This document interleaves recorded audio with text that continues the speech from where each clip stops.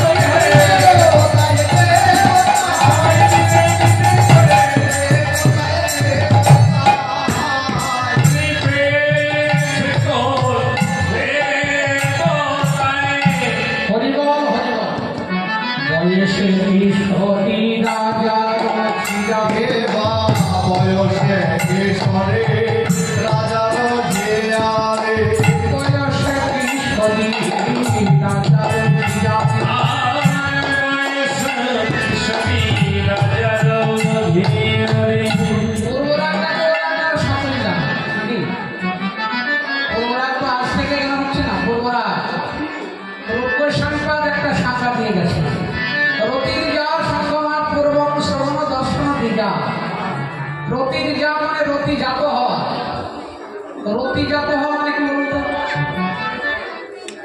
রতিজাত হওয়া মানে ভালোবাসতে মন যাওয়া। নায়কের মন নায়িকার দিকে চলে গেল, কিংবা নায়িকার মন নায়কের দিকে ভালোবাসতে চলে গেল। এমনি তো যায় না, যায় একটা মাধ্যম চাই। সেই মাধ্যমটা কি না শ্রবণ দর্শন দিজা। শ্রবণ এবং দর্শনের মাধ্যমে, শ্রবণ এবং দর্শনের মধ্য দিয়ে তৈর মিলতি প্রাপ্তই পূর্বরাগ শৌচ। এই যে এখনো মিলন হয়নি, সাক্ষাৎ মিলন এখন হয়নি, তার আগেই মন চলে গেল ভালোবাসা। কার মন গেল? নায়িকার মন আগে যেতে পারে নায়কের দিকে, কিংবা নায়কের মন আগে যেতে পারে নায়িকার দিকে। হচ্ছে না ভালোবাসা? কি বল? এ তো প্রাকৃত জগতে হয়, অপ্রাকৃত জগতে তা হবে না। অপ্রাকৃত জগতে আগে নায়িকা নায়ককে ভালো না বাসলে নায়ক আগে নায়িকাকে ভালোবাসবে। অপ্রাকৃত জগতে নায়িকা হচ্ছে ভক্ত, নায়ক হলেন ভগবান। ব্রজেন্দ্র নন্দন কৃষ্ণ নায়ক শিরোমণি, নায়িকার শিরোমণি হলেন রাধা ঠাকুর। শ্রবণ কয় প্রকার? না শ্রবণ হচ্ছে 5 প্রকার। দর্শন কয় প্রকার? না দর্শন হলো 3 প্রকার।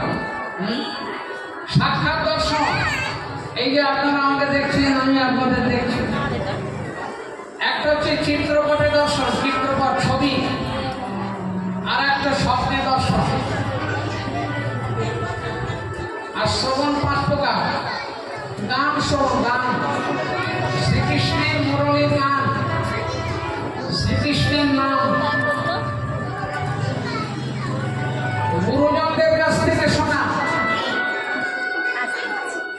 বড়াইমার কাছ থেকে শোনা, সখীদের কাছ থেকে শোনা, ভাট মুখে শোনা। এই হচ্ছে শ্রবণ 5 প্রকার, দর্শন 3 প্রকার। অনেক সময় ফেরিয়ালারা আসে না, আমাদের গ্রামের বাজারে ফেরিয়ালারা আসে না, ওগো পুতুল নেবে গো, পুতুল নেবে গো। একজন ফেরিয়ালা এসে, তা এক ভদ্রলোকের মেয়ে আছে তো, তা বলছে পুতুলালা আমার বাড়ি এসো তো। তা বলছো মা তো কোনটা পছন্দ দেখ, দেখে শুনে নে। এখন পুতুলালা বলছে কি, আরে সুন্দর। ও দাদা এই মেয়ে? বলছে হ্যাঁ আমার মেয়ে। বলি ওরে আমি সব জায়গায় ঘুরে বেড়াই, এরকম আপনার মতো মেয়ে দেখি। আপনার মেয়ে এত সুন্দরী মেয়ে। তখন এক পুতুলালা বলছে, ঠিক আপনার মেয়ের উপযুক্ত একটা ছেলে আমি দেখি, জানেন? আমি তো বহু জায়গায় ঘুরে বেড়াই, এইরকম ছেলে, এরকম নায়ক আমরা দেখি। সেই রকম দর্শন, সেই রকম তাকে দেখতে, তার নম্রতা, তার ভদ্রতা, তার পাণ্ডিত্য, তার নামটা এত সুন্দর। এইভাবে যখন সেই মায়াকের রূপের গুণের বর্ণনা করছে পুতুলালা, তখন ওই ভদ্রলোকের মেয়ে এক পাশে দাঁড়িয়ে দাঁড়িয়ে শুনছে আর ভাব যা হারে, এত সুন্দর যাকে বর্ণনা দিচ্ছে, এই নায়কের সঙ্গে যদি একদিন আমার একটু দেখা হতো। তারপরে মনে মনে ভাবছে, আরে এমন নাম বললো না, নামটা শুনেই যেন কি সুন্দর লাগছে। যদি সত্যি সত্যি ওর সঙ্গে আমার প্রমাণ হতো, মানে ভালোবাসা হতো, যদি সত্যই সেই নায়কের আমি চরণ সেবা পাত্রী হতে পারতাম। এই দেখে দেখিনি, শুনেছে, শুনে আস্তে আস্তে মনটা চলে গেল, নায়িকার মন চলে গেল নায়কের দিকে ভালোবাসতে। একে বলে পূর্বরাগ। আগে শুনেছে, তারপরে দেখেছে। আগে শোনা না আগে দেখা? আগে শোনা পরে দেখা। এই যে আমরা শুনছি, শুনতে শুনতে একদিন যদি তার কৃপা হয় দেখতে পাবো। আদৌ নাম শ্রবণ প্রথম শুনতে হয়, শুনতে শুনতে দেখা যায়। শুনিয়া দেখিল, দেখিয়া ভুলিল, ভুলিয়া প্রীতি করিল। তাহলে আগে শ্রবণ, শ্রবণের পর কীর্তন, তাই তো নাকি? এইভাবে যদি আমরা শুনতে পারি তাহলে শুনতে শুনতে একদিন না একদিন তাকে আমরা দেখতে পাবো। এটা কি বলেছে পূর্বরা সব উৎসতে? তাহলে অপ্রাকৃত জগতে নায়িকার পূর্বরা গাবে, নায়কের পূর্বরা গাবে। তাই সখীরা বিচার করছে যে আমাদের রাধারানী প্রাতকাল থেকে বা কদিন থেকে এই অবস্থা কেন দেখছি?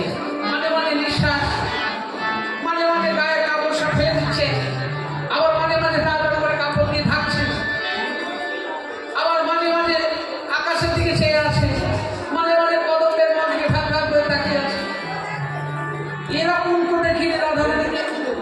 ধনী কেন না এমনও হইল, গুরু গুরুর জন্য ভয় নাহি কি দেবে?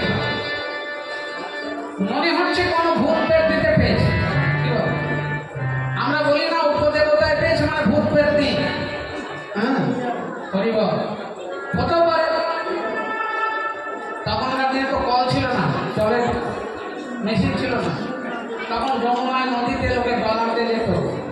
তা রাধারানী সন্ধ্যেবেলা একা একা জল আনতে যায়। কদম জায়গাটা খারাপ, ওই যে কদম করো না, ওই জায়গাটা ভালো নয়। ওই গাছে ভূত থাকে, সবাই দেখেছে, অনেকেই দেখেছে। মনে হয় ওরকম কোনো ভূতে ভূতে পেয়েছে, তাহলে এরকম হবে না। উপদেবতা, উপদেবতা মানে আমরা বুঝি ভূত ব্যক্তি নিয়ে আসতে হবে। তাহলে একজন ঝাড়ফুঁক জানে কে? ওই যোগমায়া বুড়ি। অবিন্দানো অনেক কিছু, তেল পড়া, জল পড়া, অনেক কিছু জানে। ওকে নিয়ে এসে দেখাতে হবে, তবে বোঝা যায়। আর বৈষ্ণব শাস্ত্রে কি বলছে? যার উপরে কোনো দেবতা নেই তার নাম উপদেবতা। কৃষ্ণ কোনো দেবী দেবীর মধ্যে কন্যা নয়। দেবী দেবীর ইষ্ট কৃষ্ণ, জানি হনিষ্ঠ একই ঈশ্বর কৃষ্ণ। আর সব নৃত্য, যারে জৈসে নাচাই সে তৈসে করে নৃত্য। হরিবল হরিবল। তবে সর্বদেব পুজিব আমি না হব তত্ত্ব, সকলের কাছে মাগি লব কৃষ্ণ ভক্তিবত। তুমি সরস্বতী পুজো করো, লক্ষ্মী পুজো করো, ক্ষতি নেই। কিন্তু তুমি যদি শুধু তাদের কাছে বলে দাও দাও দাও দাও দাও, তখনই কৃষ্ণ ভক্তির পথ বন্ধ, তাই না? আমাদের যেটা কাজ শুরু দাও, এই জন্য ভগবান আসেও না। আসে ধরুন এখানে আমাদের এই আসরে আমরা গান করছি, আমাদের সময় প্রধানমন্ত্রী চলে যাবে, তাহলে তাকে কি 1 মিনিট বসতে দেবো আমরা? শুধু দাও দাও, কেউ রাস্তা করে দাও, কেউ চাকরি দাও, কেউ অন্য দাও, তার মাথা খেয়ে ফেলবো।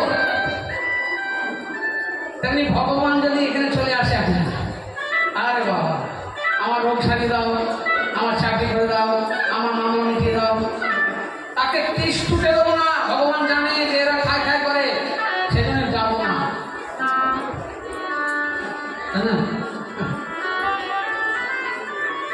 তবে সর্বদেব পুজিব আমি না হব তত্ত্ব, সকলের কাছে মাগি লব কৃষ্ণ ভক্তিব।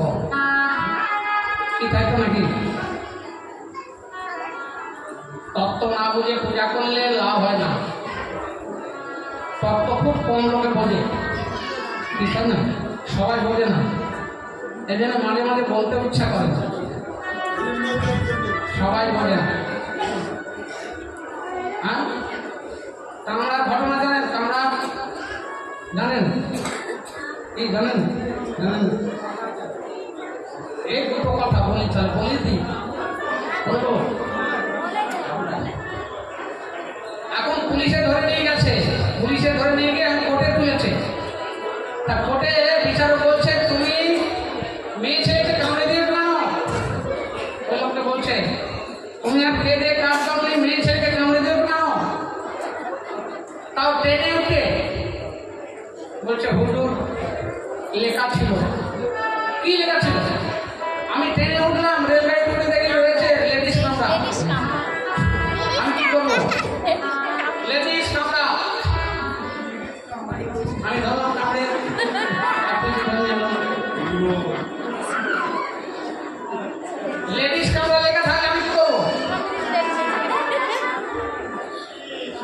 এরকম যদি বুঝি কীর্তনের অবস্থা নাকি বেশি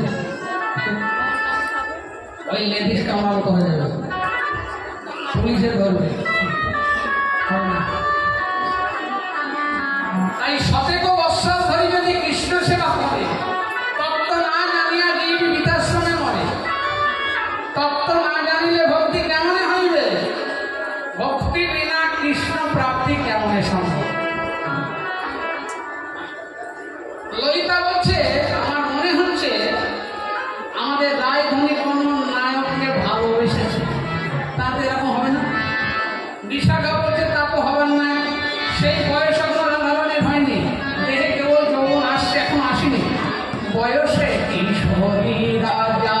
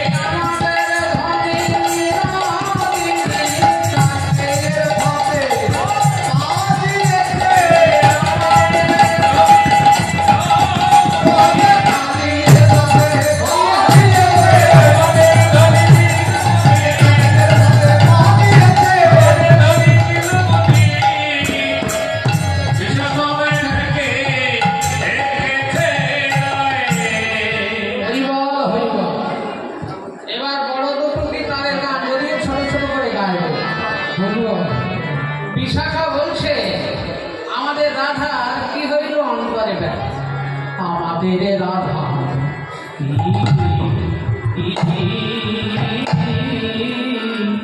ও হইল